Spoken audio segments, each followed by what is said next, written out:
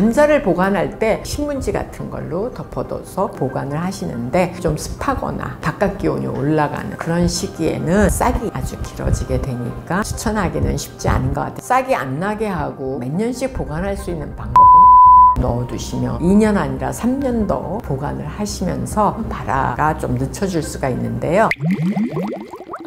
하지 감자라고 해서 6월 말쯤 되면 감자를 수확하게 돼서 그때 아주 감자가 싸다 보니까 대량으로 구매하시는 경우가 많이 있죠. 이럴 때 이제 보관에 문제가 되는데, 감자는 콜럼버스가 신대륙을 발견하고 그 중남미에서 자라고 있는 열대 과일이나 채소들을 유럽으로 가져와서 확산시킨 식품 중에 하나예요. 그래서 콜럼버스의 교환 품목 중에 하나인데요. 그러다 보니까 감자는 따뜻한 곳에서 자라는 식품이죠. 그래서 보관할 때도 우리가 실온에서 보관을 하게 되고 통풍이 잘 되는 곳에서 보관을 해야 되는데, 감자에서 문제가 하나 있어요.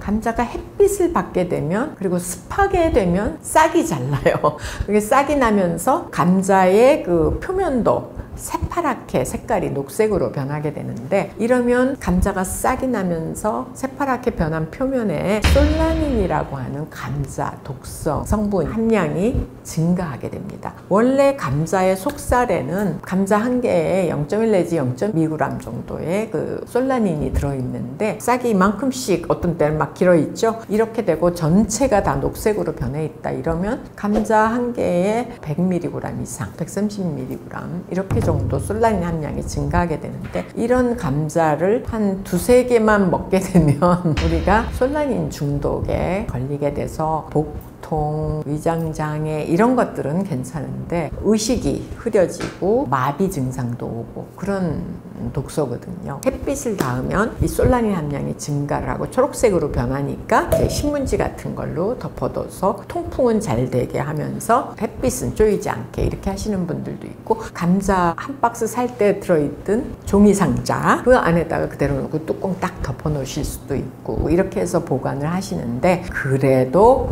따뜻한 곳에 실온이 좀 습하거나 바깥 기온이 올라가는 그런 시기에는 싹이 아주 길어지게 되니까 처리를 하실 때 잘 하셔야 되겠고요. 이 발화가 하는 것을 좀 늦추고 싶다 그러면 10kg 한 상자에 사과 1개 정도 넣어두시면 발화가 좀 늦춰줄 수가 있는데요. 그거는 과일들이나 이런 것도 호흡을 해요. 이 호흡을 하면서 에틸렌 가스를 발생시키게 되는데, 사과에서 내뿜는 에틸렌 가스가 감자의 싹의 발화를 억제해주는 역할을 합니다. 감자를 생으로 싹이 안 나게 하고 몇 년씩 보관할 수 있는 방법은 없고요. 감자를 대량으로 많이 구매해 놓고 다 먹지 못해서 싹이 날 것 같다 걱정이 되신다면, 차라리 그 감자들을 다 싹 난 부분들이 있으면 다 도려내고, 파란색 부분, 녹색 부분 있으면 다 깎아내고 해서 껍질 벗겨나고 다 쪄가지고 자르거나 으깨서 밀폐된 용기에 넣고 냉동에 보관하시면 지방 함량이 거의 없기 때문에 탄수화물로만 이루어져 있어서 2년 아니라 3년도 보관을 하시면서 감자 샐러드라든지 메쉬드 포테이토 이런 거 해 먹으면서 쓰실 수는 있습니다.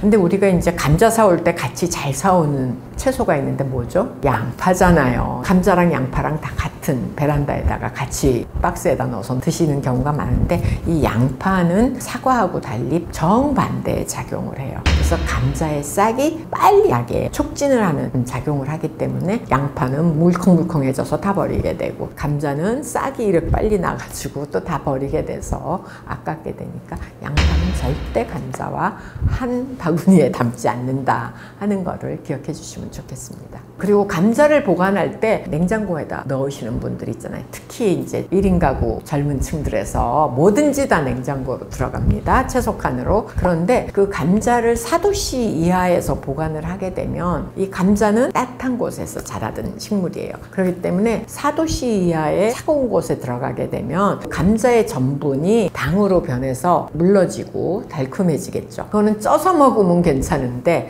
감자를 180도 이상에서 프렌치 프라이 튀겨서 먹는다든지, 감자가 분명히 똑같은 온도에서 튀겼는데도 어떤 거는 색깔이 먹음직한 갈색으로 변했는데 어떤 거는 끝부분이나 이런 데가 새까맣게 변해가지고 어머 이거 상한 건가? 이거 먹어야 돼? 안 먹어야 돼? 걱정하시는 경우가 있는데, 이거는 감자에는 아스파라긴산이라고 하는 아미노산이 풍부하고 전분이 환원당으로 당류로 변해가지고 이 두 개가 결합을 해서 마이알 반응, 또 아크릴아마이드라고 하는 것들을 생성을 해서 까맣게 변화하는 거거든요. 감자튀김을 해 드시기가 좋지 않으니까 감자는 냉장고에 되도록이면 보관하지 않도록 하시는 게 좋겠습니다. 감자는 무조건 눈 있는 부분, 싹이 날 수 있는 눈을 가지고 있는 부분이 약간 볼록볼록하거나 오목오목하게 이렇게 들어가 있는데, 요거는 다 파내서 제거를 해줘야 되고, 혹시라도 감자 표면에 초록색으로 변한 부분이 있으면 솔라닌 함량이 높을 수 있으니까 그거 뭐 조금은 먹는다고 해서 문제가 되는 건 아니지만 독소 성분을 우리가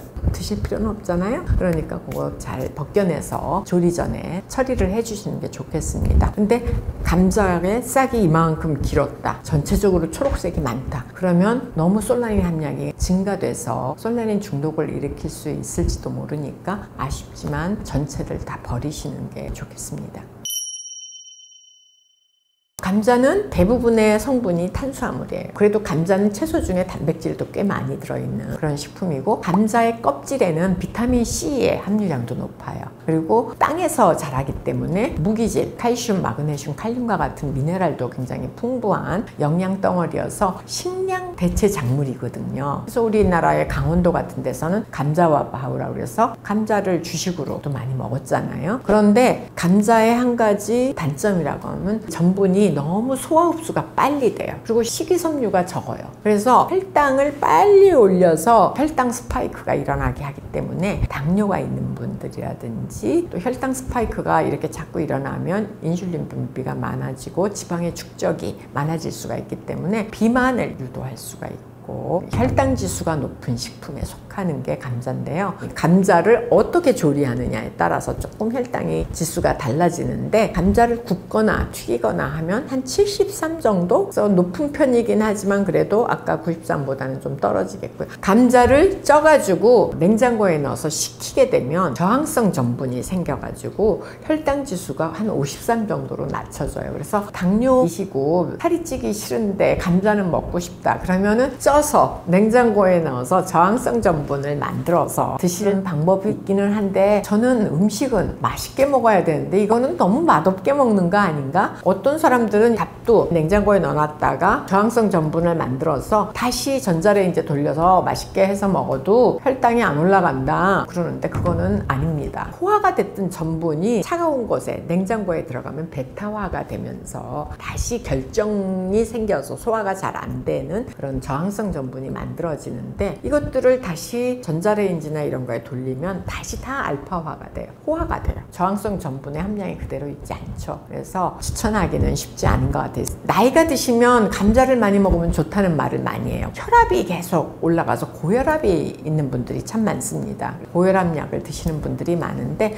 감자에는 나트륨 때문에 혈압이 올라가는 경우가 많지, 짜게 먹어서. 근데 이 나트륨을 배출해주는 칼륨의 함량이 감자에 굉장히 높아서 감자는 혈압 조절에 도움이 되는 식품이라 알려져 있어서, 노인들은 근육도 만들어야 하기 때문에 에너지를 충분히 섭취해야 돼서 감자를 드셔도 이 혈압 조절하는 데 도움을 받으실 수 있고, 오히려 근테크에 도움을 주실 수가 있으니까 노인분들은 감자를 잘 조리를 해서 드셔도 좋겠습니다. 감자에 들어있는 비타민C는 탄수화물하고 착 결합이 돼 있어서 웬만한 열에는 그렇게 손실이 안 돼서 감자를 쪄서 먹거나 비타민C 섭취하는 데 도움이 되실 수 있겠고요. 감자를 찌기 전에 되도록이면 껍질을 깨끗이 문질러서 씻어가지고 감자를 쪄서 껍질째 드시면 더 좋겠어요. 식이섬유도 섭취할 수가 있으니까. 그러면 혈당 관리하는데 조금 도움이 되죠. 감자를 쪄가지고 꾹꾹꾹꾹 수저로 이렇게 눌러주면 푸슬해지잖아요. 거기에다가 마요네즈도 넣고 달걀 삶은 것도 좀 깨서 후춧가루 조금 넣고 소금 살짝 넣고 거기다 오이 채 썰어가지고 소금에 절여서 살짝 꼭 짜가지고 하면은 우리가 예전에 먹던 감자 달걀 샐러드가 되거든요. 요거 같이 드시면 추억의 맛도 되고 너무 맛있다 이런 생각이 드실 거예요. 만성 콩팥병이 있는 분들은 감자가 칼륨 함량이 높기 때문에 주의하셔야 되는 식품이고, 만약에 꼭 감자를 드시고 싶다면 감자를 다 갈아서 물에다가 한참 담궈놔서 우물은 싹 따라서 버리고 그 나머지 전분이나 그런 부분들을 가지고 우리가 감자전이나 감자 송편 같은 거 만들어 드실 수 있겠습니다.